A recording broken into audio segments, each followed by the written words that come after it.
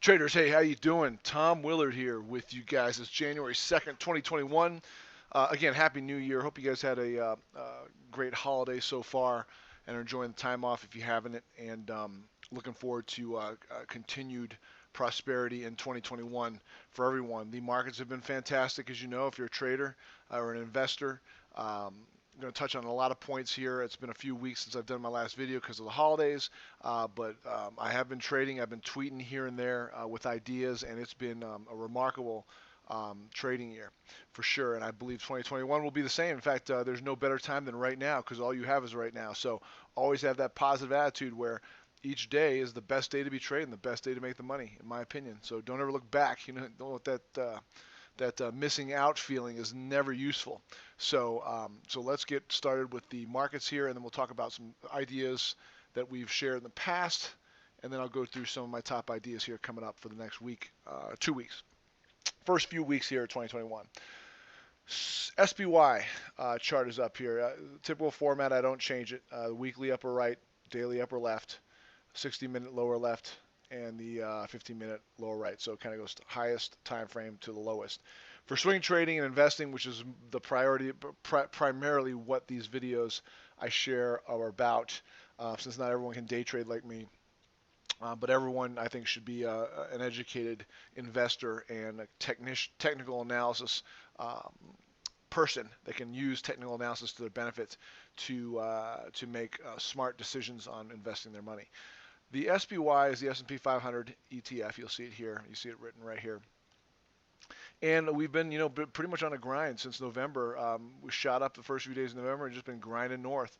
Little its and, bottoming tail attempts to go lower just get swollen up and pushed higher with more and more buying. So we're at all-time highs here. Had a really strong close into the end of the year. Pretty much the market gapped down, kind of just oscillated, really, really low volume, and then all of a sudden, toward the end of the day on Thursday, just went ripping and just really, really topped out here. So, what does that mean for January, the next few days? Well, again, the uptrend is still intact. Continue to err on the side of longs and play your ideas to the long side. So I don't really have a lot of short ideas here that I'm going to share with you. I have a few that I'm looking, so I'll share those with you. But nothing I don't think I'm going to pull the trigger on immediately. But let's get to the Qs here real quick. And you'll see the very similar thing, right? The QQQ is the NASDAQ ETF, kind of on a par as the SPYs. These are the main two that I watch, and I have the charts up daily when I'm day trading to identify relative strength with regards to the specific equities I'm trading versus the QQQ, SPY, or SPY, diamonds, and of course having the VXX up as well. Qs here continue to grind higher. Again, it's all systems go on the upside. We're not extended. We're not frothily extended, but we are grinding up, and so we can continue to have this sort of grinding action to the north side. So long ideas really are where it's at, and let's take a look at some of the ideas I've shared as of recently, or actually over the last several months. But IIPR is one that I know a few people traded with me. I was talking about it right here when it had this beautiful base. If you go back in my videos right here, and that was a buy above the base, and you'll see here on the weekly chart, it corresponded beautifully. You got uptrends going, you've got a flag pattern. I mean, it doesn't get any, just back the charts up if you want to see a pretty picture. That is beauty right there and right here. That's where we're looking at it right here, early December. And took the trade, it broke out. You can see it just ripped and it moved to my target. 190 to 195 was my target, and you can see it topped out here at 196 is where it topped out at. I took half my position off the table there at 195, and I'm holding half the position. And actually right now what's happening is setting up to be bought again. So the entry here, if you like this one, and I'm considering buying back my 50% of my shares I've sold at 195 in at 185. So you can see the pullback here to the rising moving average, the bottoming tail. You've got to add position around 185, and then your stop is going to be around the 174 area for those shares or for all shares, because basically you're averaging up on that half position. You get a full lot going in on the breakout at 160. You take profits at 195 on half. Well, this is what I'm doing actually. I took half my profits at 195. Now it's pulled back. I buy in here at say 185. Well, then what's my average cost on this thing? Well, if it's about 160 to 185, halfway between that is what 167, 160, 170, 180. So that's $25-ish between the two position buys. So what's halfway between that? It's $12.50 off the low end, 160. So 172.50 by my average cost. So even if it came down and stopped me out at 174, I'm still profitable on all shares. Now I'm not as profitable as I am right now on the 50% I'm holding, but that's how you leg in these uptrends that are continuing to move. This thing's in a beautiful trend. Let me just get the weekly chart back up to current day. And you can see we are a little bit extended. That's why I sold half my position at the 195. And then you look to buy that back with less money. Buy those same shares back with less money. Or if you're aggressive, spend all that money and buy more shares because they're cheaper. So it just depends on your approach to trading. But that's been a great trade. Congrats to you guys that got it with me. And I'm looking for higher prices on this one. Let's talk about a bad one. Or not a bad one, one that stopped me out. Wrap. I love this one here. So this is a good lesson for you guys. You can see here when I bought it, and I tweeted that I sold it because it hits my stop. And again, if you're around me enough, you start to realize I don't give a crap about losses. If my stop gets hit, I take the stop. I don't ask questions. I don't ponder. I don't add more shares. I don't triple down. I just look, there's my stop. Boom, I'm gone. So what? I'm done. I'm done with that trade. I'm moving on to other things. Okay. Here's one where it indicative to me, though, the weekly chart looked great. It looked like a double bottom here at support. Volume picking up. Look at this volume picked up on the green bar here, right, at $6 a share off this kind of grind down higher low. To me, if I see this pattern, I'd buy it again. Now, this one didn't work out. So hit up here, it tried to go, and then it came down right here. Boom. Took out the lows right here. So your most tightest stop would be about $5.25. Well, then you're gone right here on this big bar down day. And if that didn't stop you, then the next day it should have. Okay, when I took out the whole number, and then you can see here, this low here is $4.75. And if you look, it went as low as $4.72. So it literally took it out by a few pennies this low. Now, technically right now, what do we have? We have a double bottom. So this actually could be a point to watch to buy it again. And guess what? It is on my list to watch to buy, but I'm not pulling the trigger on it just yet. Okay? But I am going to be watching over next week to see how it behaves now that it's really taken out this, it's really matched this bottom here. So we're going to see if the buyers really step up here in this 470, 475 range. If they do and the price holds and the market looks like it's going to continue and stocks in this type of group are looking to start to move, then this double bottom is intact, and you can I would rebuy it maybe at about the 525, 530, about where the stop was. Get back in there, and then your new stop is going to be slightly below this $4.70 range. Okay, so this is just how I'm thinking. I'm sharing this with you guys to hopefully drive home the point that take your stops. No one wins. I don't win all the time. Okay, I make trades that lose, but this to me it's about letting your winners ride, cutting those winners short or those losers short because you can get crushed on something like this. Another lesson I'll do here before I go into the meat of it is Tesla, and where stops really can save your rear end if you will just follow them. In fact, let's just go right there right now. So if you will recall, if you've been following my videos, I shorted Tesla right here around November 9th on this topping tail. Okay, looking like it was going to go lower. You can see it here. Okay, and so let's just back it up. Right here, it looked like it tried to go higher, bottoming tailed out or topping tailed out with a red bar. Volume picked up a little bit. I thought short time. Where's my stop? Right above the high of that candle, right? About 460 a share, say. So I got short, looking good. Yeah, gapped up against me. Took out my stop literally with a gap. Do you think I sat there and wrung my hands? In fact, someone tweeted me and said, "Hey, did you take your stop? The thing's gapping up." I said, "Yeah, I did. I'm out." And what if I didn't take my stop? What if I was belligerently stubborn and said, "You know what? No, I know it's going to go down. There's so much resistance here. It's overly extended. The stock just split a grip. I mean, it's only idiots are buying the stock. This is at $460 a share, mind you. What if I had taken that approach? Well, is 500 enough pain for me? 550 enough pain? 600? Oh wait, no, now I'm in disbelief. So now what do losers do? They add to the position. They get more short. They short as much shares as possible at 600. There's no way it's going higher than 600, right? No way. No way. Oh crap. Oh no. Oh, I just lost a year's worth of money now on this trade because I was too um, stubborn and didn't want to take my original stop. So that's the key. Hopefully, and this is not something that would only be unique to you if you've done this before. Okay, this is something it's human psychology, and this is something that people do all the time. And you have to train yourself to follow the rules. If you don't, your career will be short in this game, um, and it will not be pretty with regards to your finances. All right, two more to revisit here, or actually one more to revisit. Genesis. This one I've been riding for quite some time. Many of you have been riding it with me.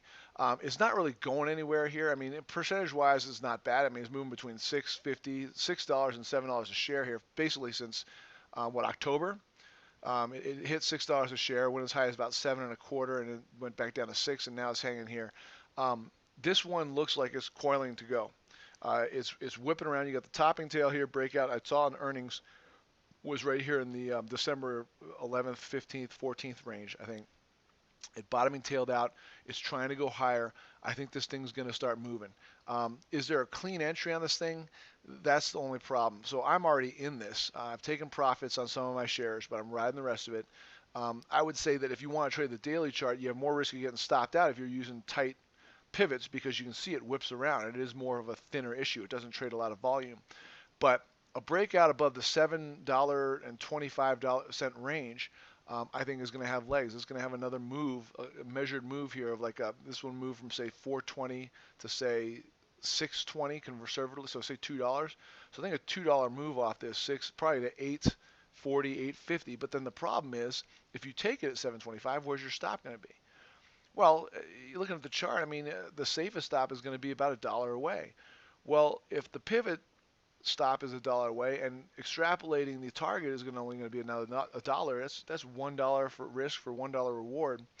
It's just hard to stomach that, in my opinion. So I don't think I'll be adding to my position at this point unless we can get up into that range, settle in with a tighter base with volume, just really tight volume, a tighter set of candles, so you have something more to plan off of with a tighter stop to make your reward to risk more worthwhile. So that's Genesis. Again, I'm still in this swing long. I've liquidated part of the position for beautiful profits, but riding some of this, and I know some of you guys are riding it with me. So I continue to be bullish on this thing. I think it's going higher. I just don't know if you're not in this already. With the current candle setup, I'm not going to be. I'm telling you right now, I'm not going to be adding to my position in that 725 range. But if over the next maybe 2 weeks from now, let's revisit it. If it comes up, it gives me some tighter candles. Like you see tighter candles in here and here, but then you get these wide loose things on the weekly, and it just becomes kind of a challenge to really hone in on that reward to risk. All right, top picks for swing longs. Here we go. Let's rip through them. Apple, beautiful. You got a double top here. Basically, a cup is formed with no handle. You can see the handle starting to form on the weekly. You're not seeing it on the daily chart. You can see it start to form. Watch this one. This thing could break and go higher. It probably needs about another week or 2 weeks of simmering. It needs to sit here for a little bit, just kind of settle down, give us a little bit more time, something to plan off of from a stop perspective. But this Apple is on my list now long. I know it's an old name. Many people have been on this thing, but it doesn't matter. This thing could go. Remember Microsoft back in the day ripped a lot back in the 90s, and then there was a time when it was really dormant. It really didn't move much. And of course, Microsoft has been moving quite a bit over the last couple of years. CL. I don't know. You remember that IIPR chart I just showed you? Does this look familiar? I mean, it just doesn't get any prettier than this. There it is on the daily. It looks like a really long base. But what happens with these long bases, it gives you really something solid, a real legitimate stop. Now, typically I don't use the $84 mark here in this particular case, which is the low of the base. I'll give it some space. Maybe a quarter, maybe 50 cents, maybe $1, depending on the situation. I find that sometimes you'll get clipped by pennies, and it really sucks when you're swing trading on a longer time frame to get clipped by a few pennies on your stop because you're trying to penny pinch. Give it a little space to allow for some weaker hands to shake out, but it's going to cost you more money, obviously, if you get shaken out. But to me, it's worth it. Colgate Palmolive here looks great, though. This base and the rising moving averages. This is a picture of what you need to look for. So the buy point, for those of you guys that are new, is over the high of the base. What's the high of the base? It looks like 86.50 range. So I say 86.50 to $87 a share is your buy range, and your stop would be from $83 to $84 area for Colgate. But this one, put it on watch. It's looking really nice. CRISPR I've owned many times, made a lot of money in this stock. Completely flat on this thing, missed this last move, but now it's pulled back to the support area at 150.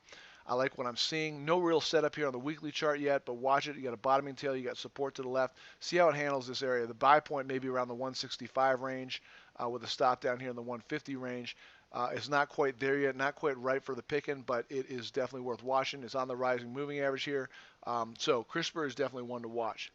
IPHI, another one. You've got stair steps here. You got a beautiful base here, broke out, and it's held. It bottoming tailed. It kind of shook. I'm loving what I'm seeing, this continuation minor pivot setup where your breakout point is above the highs, about $162 a share is your buy point. Your stop's going to be about this low of this shakeout candle, which is about $154.60. So IPHI is also a top idea worth watching, in my opinion. XLB I've been tweeting about. I actually started legging into this small amounts because it didn't quite break out yet. And then what happened? It actually broke out by a penny on Thursday. Right here, $72.51. It took out the high of the base. Notice the base, guys. You're seeing the pictures, right? Can you see the picture? It looks just like IPHI. It just looks like the IIPR. This looks very similar. High base, rising moving averages, buy above 72.52. I'm going to be adding to my position tomorrow if it's up over 72.52, and my stop is what? Right below $70 a share, somewhere between $68, $69 a share is the stop on the XLB, but that one is looking sweet and tasty. Ball, I tweeted about this one, I believe. Beautiful pullback here to the rising moving average. Again, these are very, very beautiful patterns. Now, again, please, mark my word, this does not mean because they're pretty that they're going to work. This does not mean that you're not going to get the stops, or they're not going to stop out. Okay? So you got to take your stops. I guarantee you, if these hit my stops, I am getting out. I'm not going to sit there and add to the position because of how sexy and pretty the picture is on the candlesticks. But you got about a textbook pullback here. Your entry point is $93.30. Well, what happened? It hit $93.63 here this last week. So it technically triggered, so I'm in, but I'm looking to add to my position if it can break even further above this 93.50 range is what I'm looking at. So ball here is also a top swing long idea, in my opinion. Let's take a look at the next one, Vale. Okay, beautiful high flag, beautiful move off this base. It's extended on the weekly, no doubt. It's caught up to the moving averages on the daily, making it more palatable for me to buy. $17 and over $17 a share, or if you want to be more conservative, get up over these highs, $17.25, actually $17.50. Sorry, is a safer entry from perspective of its breaking above everything at that point. But it's flagging. If it's not right, if it doesn't happen this week, it's going to happen in the next few weeks. Watch this one closely for a trade to the long side because it is looking really, really sexy. In fact, it's looking like this. Look what FCX did. It actually broke out. So I'm not in that. I missed this breakout. I had it on my radar. I was watching this last week, and I just missed it. Volume picked up. So if we get a pullback back to the top of that range, say 25.50, buying in, it makes sense. In fact, I'm looking to do that. Or continuation pattern. So if the next day or two we can break above these highs, then 26.75 is the entry, and your stop's going to be the low of this red candle. Okay, so FCX is another one. Hot looking long here. Have it on watch. Keep an eye on it. Let's see. Boeing. Well, this one here is making higher highs. Now, again, it's been in a downtrend. It's still below the 200 period moving average on the weekly. It's obviously made that change and move above it on the daily. So it's uptrending on the daily. Still downtrending, but going sideways. Actually, really attempting to kind of switch the tides on the weekly chart. So I like what I'm seeing. I like the pullback. You had this big gap down day where it green candled out. So there's your hard land in the sand, right around 209. I think. Let me see what the low of this candle is. 208.50.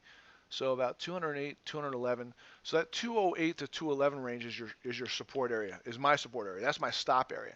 Now, where am I buying this thing? Well, you got a trigger here. This candle here, this topping tail at 221.70.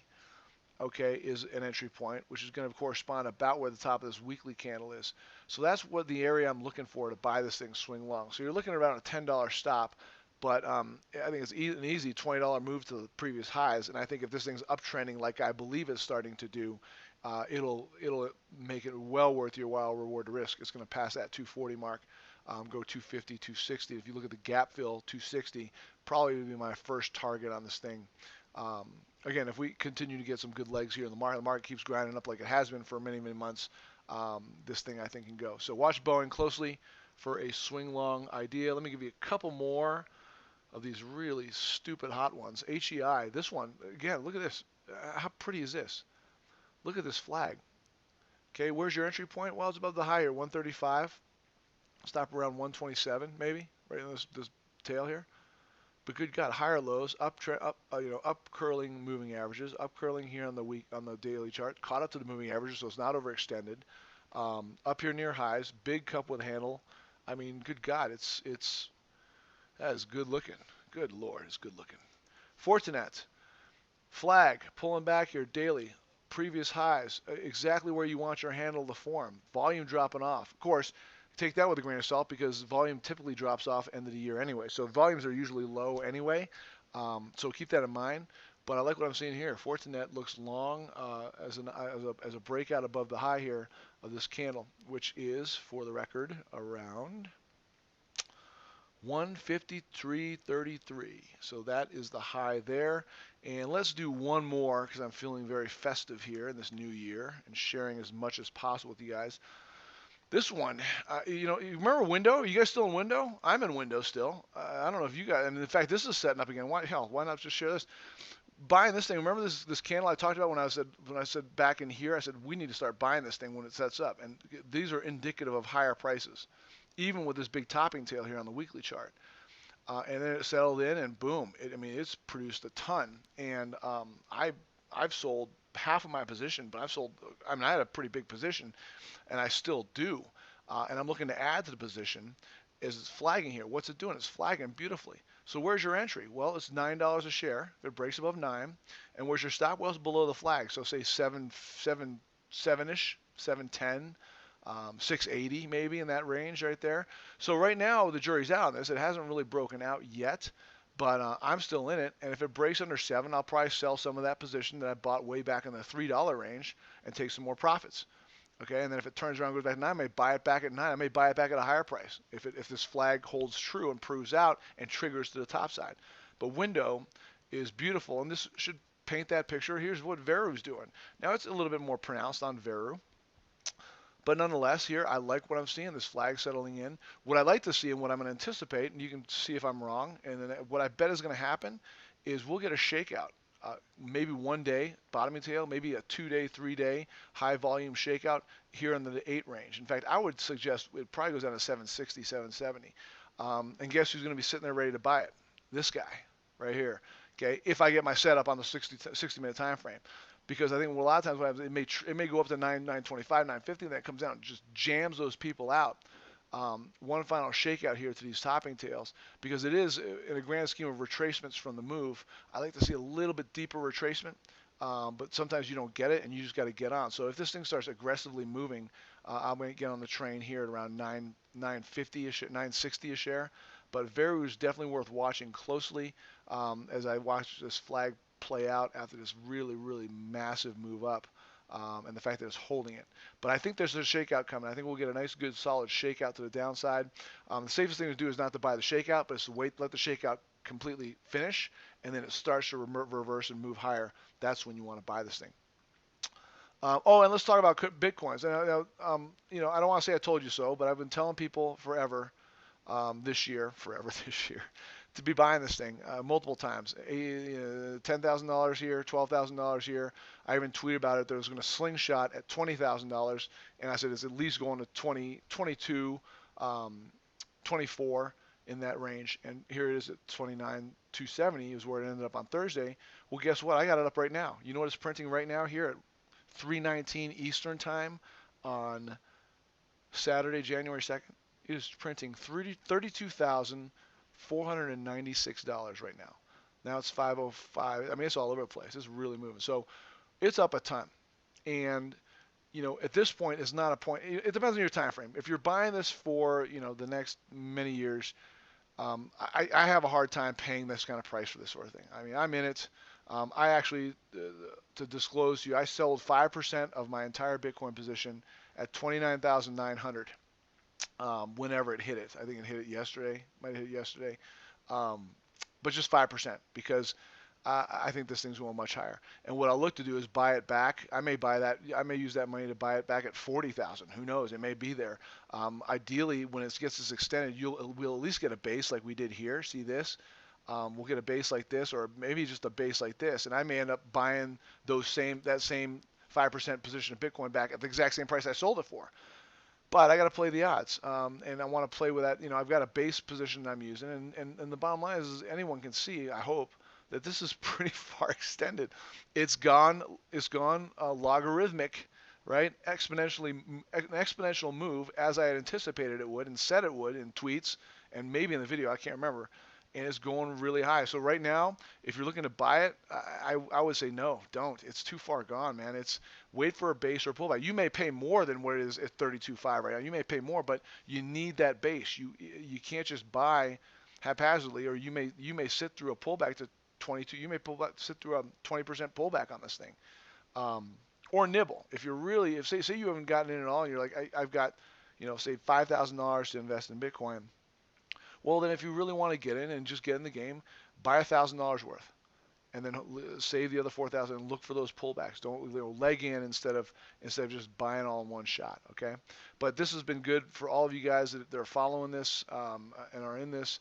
I'm not even going to go through Ethereum, Litecoin. They're doing well. XRP got out of my position on that as soon as that news came out, and that was a good thing to do because I don't even know where the price is right now, but it's last I checked it was down 19 cents, and I think that thing's in trouble. So Bitcoin, Ethereum, Litecoin are the three that I think you need to be in. I am only in Bitcoin and Ethereum at this point. I liquidated my Litecoin because it was relatively weak many months ago and moved it all into Bitcoin, and so I have no reservations there, even though Litecoin from a percentage move has moved very comparably with Ethereum and Bitcoin at this point. So anyway, guys, Happy New Year. Hope you guys have a good trading week this week coming up.